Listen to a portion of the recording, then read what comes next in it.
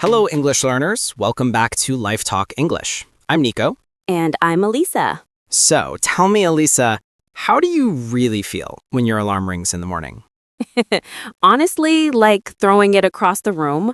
But seriously, mornings can be tough, right? Totally. And that's why today we're talking about something that sounds simple, but actually isn't. Talking about your daily habits in English. Exactly. It might seem easy, but describing what you do every day, clearly and naturally, takes a bit of practice. Because you don't just say, I wake up.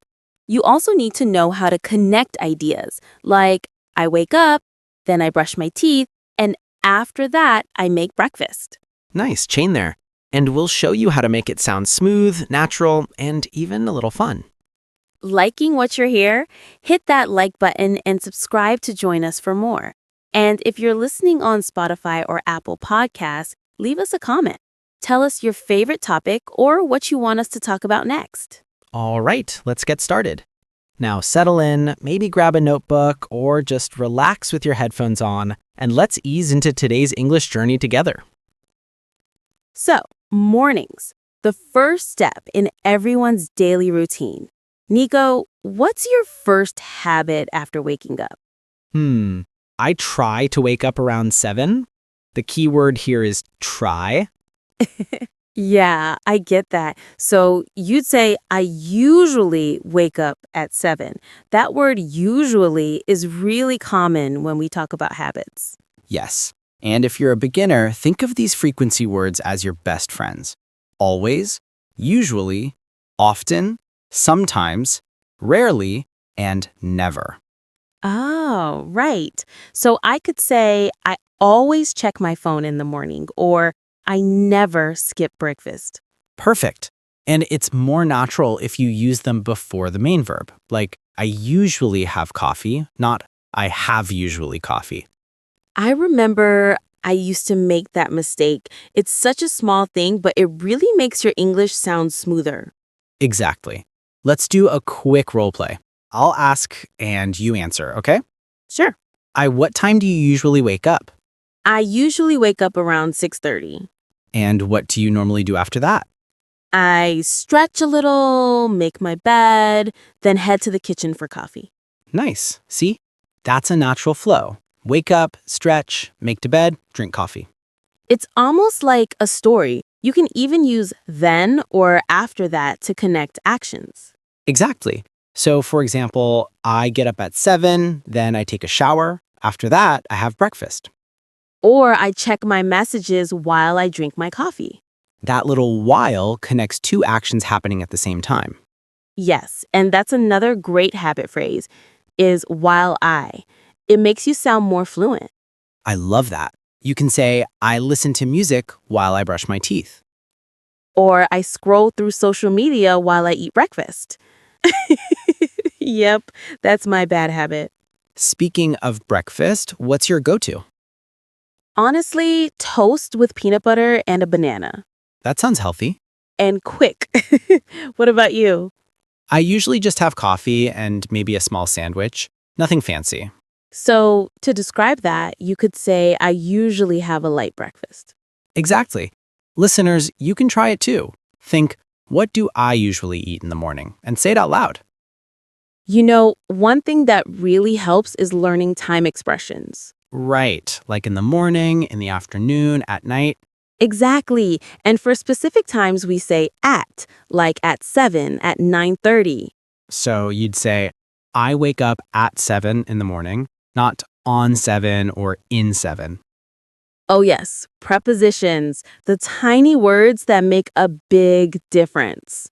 Another fun thing to mention, in English, we don't say brush my teeths. It's teeth, plural, but no S at the end. True, and you wash your face, not wash your eyes. Please don't wash your eyes. Yeah, not recommended. It's interesting how routines reflect personality too. Like some people meditate or journal every morning. True. You can say, I try to meditate every day, or I write in my journal before work. And that phrase, I try to, it's a soft way to talk about your habits or goals. Right, it shows effort, not perfection. Like, I try to wake up early, even if you don't always succeed. You know, Nico, I read somewhere that people who make their beds every morning feel more productive. Yeah, I've heard that too. It's like your first small win of the day. Exactly. So learners could say, I make my bed after getting up. That's such a good habit sentence. And if you want to describe your feelings, you can add, it makes me feel organized.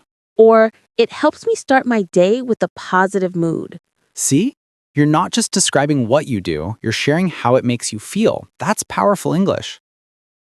Let's give our listeners a mini morning routine they can repeat. Great idea. I'll start. I usually wake up at 7, I brush my teeth, take a shower, and get dressed. Then I make a cup of coffee and have breakfast. After that, I check my emails. Before leaving the house, I make sure to lock the door. And I always say goodbye to my cat. That's important. You don't want a sad cat. So, if you're listening, try to describe your own morning routine like that. Keep it simple, but use connectors like then, after that, before, and while. And don't worry about making it perfect. Talking about habits is something we all do daily, so practice it naturally. Maybe even talk to yourself in English. Yes, or record your voice and listen back. It helps you hear your pronunciation. That's how you build your English morning muscle. So, today we covered how to describe what you do in the morning, use frequency words, and connect actions naturally. And next, we'll move into your work or study habits, what you do once the day really begins. I'm ready for that. But before we go, listeners, think about your mornings. Are you a get up and go type of person or a 5 more minutes kind of person? Trickle, be honest with yourself. Write your answer in the comments and practice using those new words we talked about. Usually, sometimes, then, after that. Perfect. See you in section 2, talking about work, study, and productivity.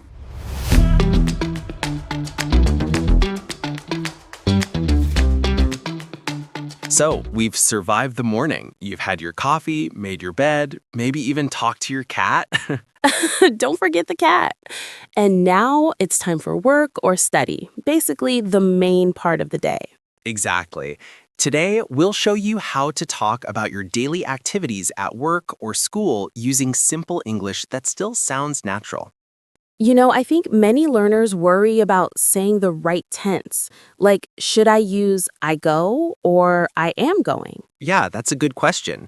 For habits, we use the present simple. I go to work, not I am going to work. Right, because it's something you do regularly. Exactly. I go to work every day. I study English in the evening. I check my emails every morning. And to make it sound smoother, you can add time words like every day, in the afternoon, or on weekdays.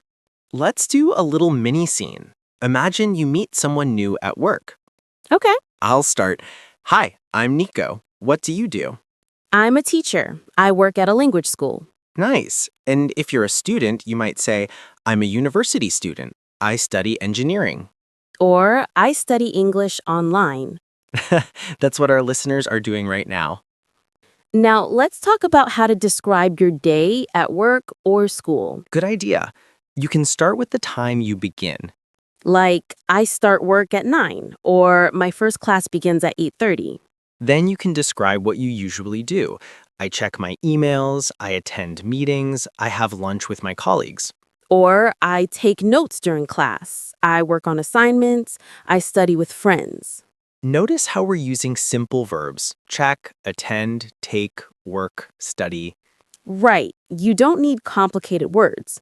Just use them correctly and connect them naturally. You can even use adverbs to describe how you do something. Like I work carefully, I study hard, I write quickly. Ooh, I love that.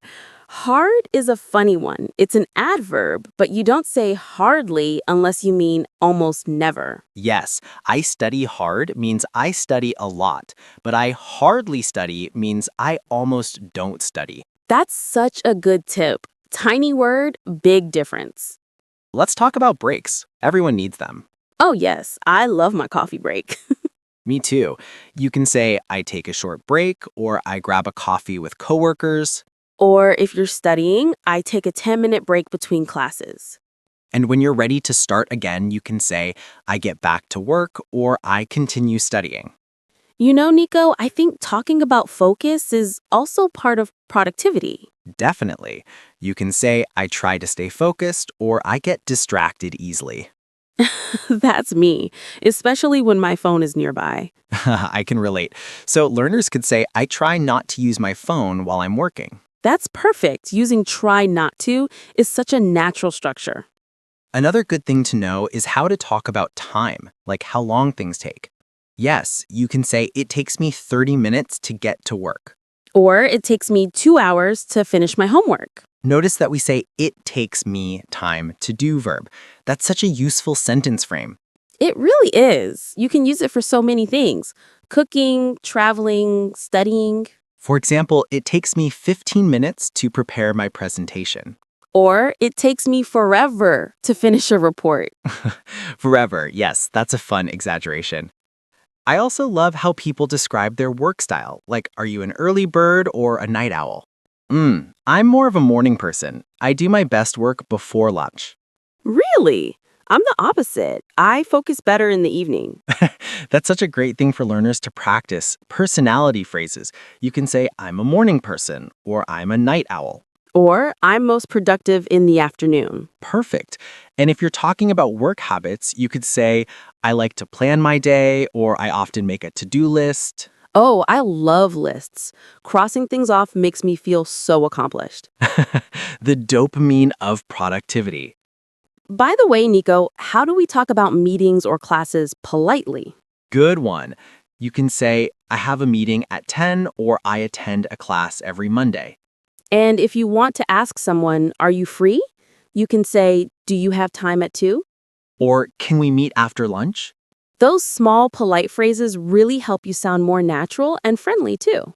Yes, you can add softeners like maybe or could. For example, could we talk later instead of talk later? Yeah, talk later sounds like you're mad. Exactly. Politeness is a daily habit too. You know, something cultural I've noticed, in some countries, people have long lunch breaks, and in others, they eat quickly at their desks. True. In Spain, for example, lunch can be 2 hours long. But in Japan or the US, it's often quick, like 30 minutes. So when you describe your habits, you can also share something cultural. Like in my country, people usually have lunch at 2 p.m. That's a great way to connect English with your own life. Exactly. Learning English is not just about words, it's about sharing your world. Okay, let's build one complete workday example together. All right. I start work at 9, I check my emails and attend meetings in the morning. I usually finish work at 6 and go home.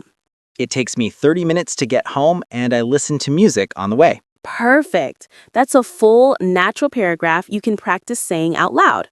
So, to sum up, we learned how to talk about your work or study routines, use simple verbs like start, finish, check, attend, and connect actions with then, after that, while.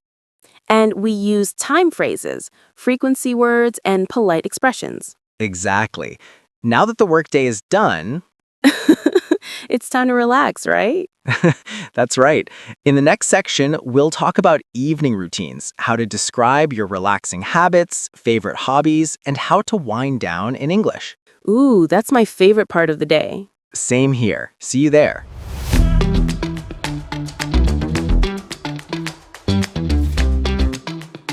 All right. Welcome back, listeners. You've survived work, finished your tasks, and now it's evening, the best time of the day, right? Absolutely. I love that feeling when you finally sit down after a busy day. Same.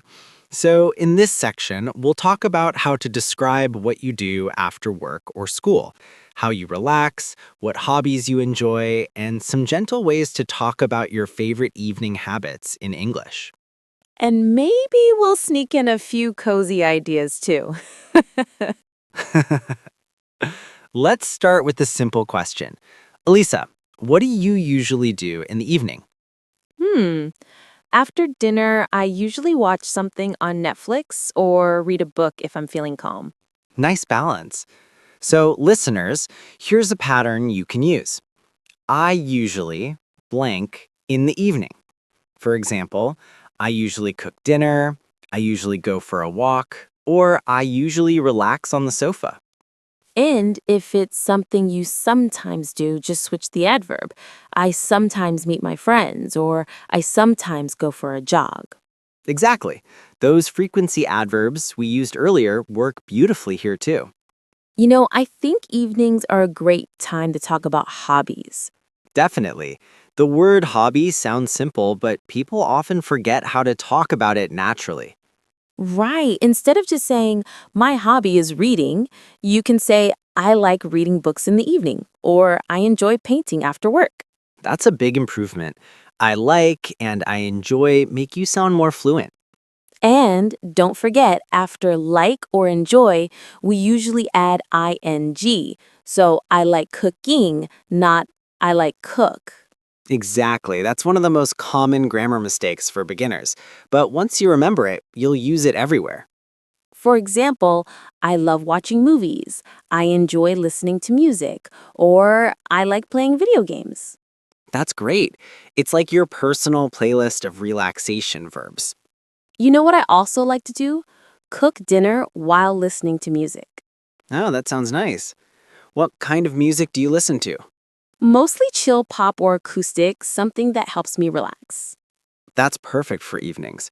You can describe that by saying, I like to listen to calm music while cooking. Yeah, that wow word again, it connects to actions, just like in the morning routine we talked about earlier. Exactly. See, you're building consistency. Your English habits are becoming daily habits. I love that connection. And listeners, think about your evenings. What do you do while you eat dinner or while you unwind? You might say, I watch TV while eating, I check my messages while lying in bed, or I chat with my family while having tea. Okay, here's a fun question.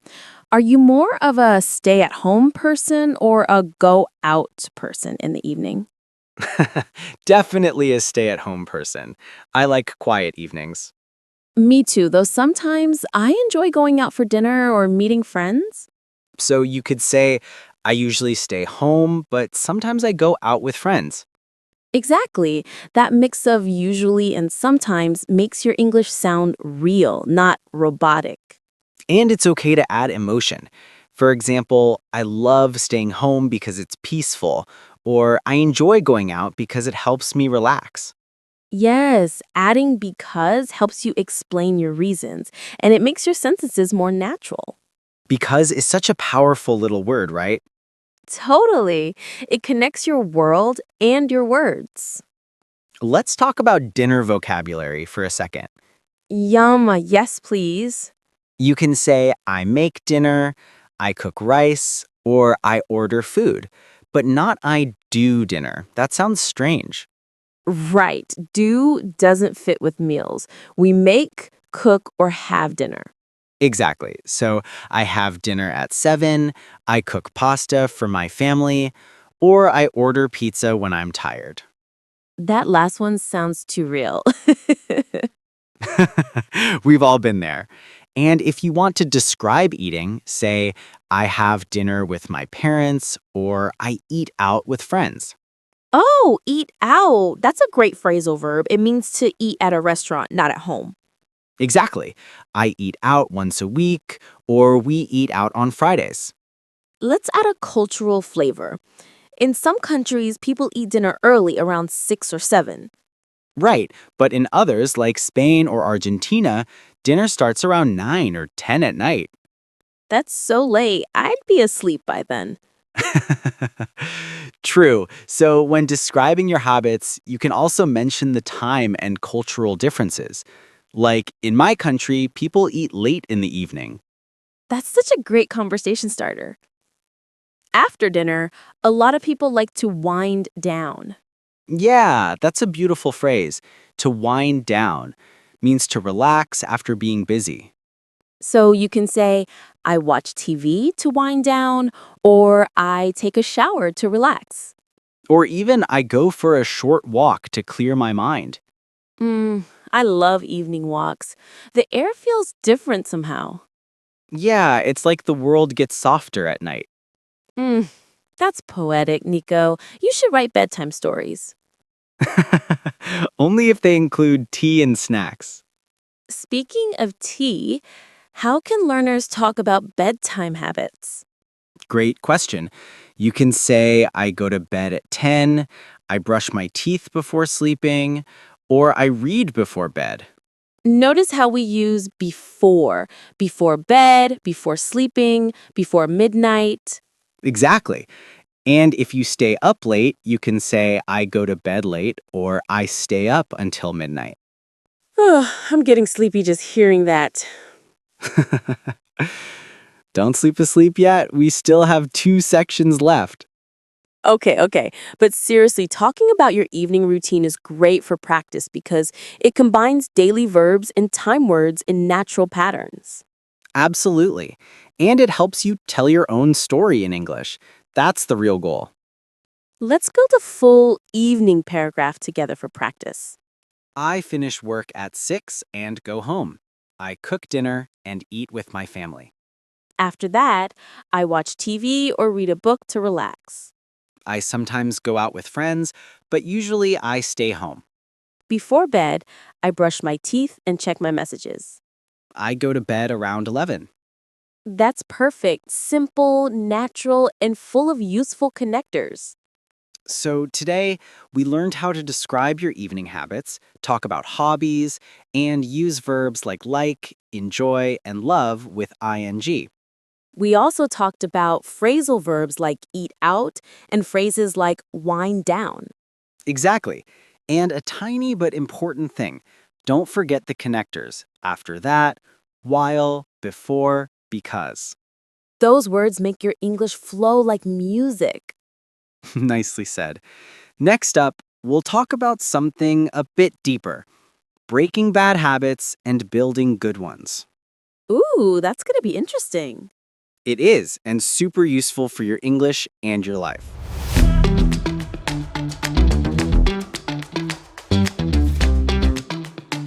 All right, listeners, now that we've had our cozy evenings and relaxed a little, let's get honest for a moment Uh-oh. Honest about what, Nico? about the habits we wish we could change.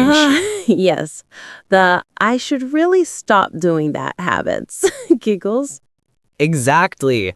Whether it's checking your phone every 2 minutes, staying up too late, or skipping breakfast, we all have those. So, in this section, we'll learn how to talk about bad habits and good habits in English, using natural, friendly phrases, nothing too serious, just real talk. So, Nico, what's one habit you're trying to change? Okay, confession time. I'm trying to stop drinking too much coffee. Really? You, Mr. 3 cups before noon? Guilty. So a sentence for that would be, I'm trying to drink less coffee. That's a perfect pattern. I'm trying to plus verb. Exactly. It's such a gentle way to talk about change. Instead of saying, I don't drink coffee, you can say, I'm trying to drink less. It sounds more natural and honest. Yeah, like I'm trying to sleep earlier or I'm trying to exercise more. Or I'm trying not to check my phone before bed. That one hurts. I think everyone's trying that. Yeah, including me. So listeners, when you talk about habits, you can also use phrases like, I want to start, or I want to stop. Exactly. I want to start reading more. I want to stop eating junk food. Or I want to start saving money. I want to stop being late. Those are really powerful phrases, and they work for any level of English. There's also I plan to and I hope to. Right, I plan to wake up earlier. I hope to learn guitar this year. Those make your sentences sound more positive and goal-oriented. Let's talk about how to describe habits you already have, good or bad. Sure, you can say, I have a habit of. For example, I have a habit of biting my nails. Classic one. Or I have a habit of checking my email too often. Or even a good one, like, I have a habit of making my bed every morning. That's great. You can also say I tend to. For example, I tend to forget names, or I tend to drink water before bed. I love I tend to. It sounds very natural, like something you do without planning. You know, Nico, I think it's interesting that we call them habits, not routines. That's right. Routines are what you do regularly, but habits are what you do almost automatically. Oh, so a routine might be I go to the gym every Monday, but a habit is I always check my phone when I wake up. Exactly. Routines are planned, habits are automatic. That's such a clear difference and a really good thing for learners to understand. So, how do we build a new habit in English? Maybe by using I try to every day. That's step one. But really, you can say things like, I make an effort to, or I remind myself to. Oh, I like those. For example, I make an effort to drink more water, or I remind myself to take breaks. Exactly. These phrases show consistency, and that's what habits are all about. Another one I love is I'm getting used to. It means something is becoming a new habit. Oh, yes, that's a great one. I'm getting used to waking up early. I'm getting used to working from home. It's like your brain saying, this feels strange now, but soon it'll be normal. That's the magic of habit formation. Okay, Nico, let's flip it. What's one good habit you're proud of? I'd say I've developed a good habit of reading for 15 minutes every night. That's awesome. I wish I could say the same. You can. You just need to start with something small. True, that's the secret. Small steps. So in English, you could say, I've started reading before bed, or I'm trying to read more books this year. Yes, that's exactly how you show progress in conversation. You don't need perfect grammar, just natural expressions. You know, it's interesting how some habits are cultural too. Oh, definitely. Like in Japan, people take off their shoes before entering the house. That's a strong daily habit. Or in Italy, having coffee after lunch is almost automatic. And in Bangladesh or India, people often drink tea in the evening. It's part of their daily rhythm. So, listeners, think about your country's cultural habits. How can you describe them in English? For example, in my country, people usually pray before eating, or we take a nap in the afternoon. That's such a great way to practice. Talk about something personal and cultural. It helps English feel alive. Let's do a mini conversation you can repeat after us. Okay, ready? I'm trying to stop checking my phone so often. I'm trying to drink more water every day. I want to start exercising regularly. I hope to wake up earlier next week. I'm getting used to eating breakfast every morning. I have a habit of staying up too late. That last one's very relatable. So today we learned how to talk about changing habits using I'm trying to, I want to, and I'm getting used to. And you practiced polite and realistic ways to talk about your goals. No pressure, just honesty. You also learned the difference between a habit and a routine and how to describe them naturally. And remember, it's totally fine to have bad habits. The important thing is to talk about them and keep improving your English and yourself. That's beautiful, Nico. I feel like this episode is half English class, half therapy. I like that. Okay, next up, weekends. How to talk about your social life and weekend habits in English. Oh, yes, the fun part. See you there.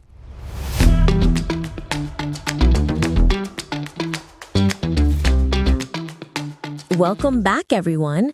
Now that we've talked about our daily routines and habits, it's time for the fun part, weekends. Yes, the 2 magical days everyone looks forward to. For sure. And weekends are great to talk about in English because they're full of interesting verbs. Go out, hang out, chill, relax, meet up, binge watch, all supernatural. Exactly. So today, we'll help you sound natural when you talk about your weekend habits and social life, the things you love doing when you're not working or studying. So, Nico, what's your typical weekend like? On Saturdays, I usually sleep in a little, then I go grocery shopping in the morning. Oh, that's productive. I try. Then in the afternoon, I meet up with friends or go for a walk. So, your weekend's a mix of rest and social time. Exactly. What about you, Elisa? I usually clean my apartment on Saturday morning, then I have coffee with my sister. On Sundays, I like to relax, maybe watch a movie or listen to a podcast. That's a really good way to recharge before the new week. Let's help our listeners describe their own weekends. Sure, you can start with on weekends, on Saturdays, on Sundays, I often, for example, on weekends, I usually visit my grandparents. On Saturdays, I like to go hiking. On Sundays, I often cook something special. Nice. And if you want to say what you don't do, you can say, I don't usually. Like, I don't usually go out on Sundays. Or I don't usually wake up early on weekends. Same here. That's the best part of weekends. Now, a very common expression for social time is hang out. Oh, yes, that's a must know. Hang out means to spend time with friends without anything formal or special. So you can say, I hang out with my friends on Saturday evenings. Or, we hang out at the mall. Or even, I just hang out at home, which means you relax, watch TV, or scroll your phone. It's one of those super flexible expressions, casual and friendly. Now, another one I like is catch up. Right. Catch up means to meet someone and talk about what's new. So, I caught up with an old friend last weekend. Or, let's catch up soon. That's a perfect one for social English. And you can combine it. I met up with my friends to catch up. Double casual points. You can also talk about relaxing in different ways. Instead of always saying, I relax, try these. I take it easy. I chill at home. I unwind with a good movie. I spend time by myself. Those sound so natural. Like, after a busy week, I just chill at home. Or, I take it easy and watch Netflix. You can even say, I like to spend time in nature, or I recharge by reading. I love that one. Recharge. It's like charging your phone, but for your energy. You know what's another fun topic? Weekend plans. Yes, to talk about the future, you can use I'm going to or I'm planning to. For example, I'm going to visit my family this weekend. Or I'm planning to go to the beach. Or I might go to the cinema, if you're not sure yet. That's right. Might is great for uncertain plans. So when someone asks you, what are you doing this weekend? You can reply naturally with those. Exactly. Let's practice that question. What are you doing this weekend? I'm going to meet some friends. I might just stay home and relax. I'm planning to go shopping. I'm visiting my family. Nice. Short, real, natural answers. And of course, weekends are a big part of social life too. Absolutely. You can use verbs like go out, meet up, attend, or join. Go out means to leave your house for fun, like I go out for dinner or I go out with friends. And meet up means to get together. We met up at the park. Attend is more formal, like I attended a wedding or I attended a seminar. And join means to participate in something. I joined a dance class. I joined my friends for lunch. Let's also give some ideas for describing how weekends feel. Oh, good one. You can say, my weekends are usually relaxing. Or, my weekends are busy but fun. Or, my weekends are quiet, peaceful, social, lazy, or active. Oh, I like that last one. Active weekends. It sounds like hiking, sports, and movement. Yeah, like, I love having an active weekend. It gives me energy for the week. Or sometimes I just need a lazy weekend to rest. Perfect balance. Okay, let's do a quick weekend dialogue listeners can repeat. What do you usually do on weekends? I usually hang out with friends or watch movies. Do you ever go out on Sundays? Not really. I like to stay home and relax. That sounds nice. Yeah, it helps me recharge for Monday. So today, we've learned lots of natural ways to talk about your weekends and social life, how to describe your plans, habits, and how you relax. You also practiced phrases like hang out, catch up, take it easy, and I'm going to. All super useful in real-life conversation. And we talked about balance between social time and self-care. Because that's what weekends are for. Totally. So listeners, what about you? What do you usually do on weekends? Try answering out loud in English. Yes, and remember, don't worry about being perfect. Just talk. Every word you say brings you closer to fluency. Thanks for joining us today. We'll see you in the next episode where we talk about how to talk about your future plans in English. Ooh, exciting topic. Until then, Keep learning and keep speaking English.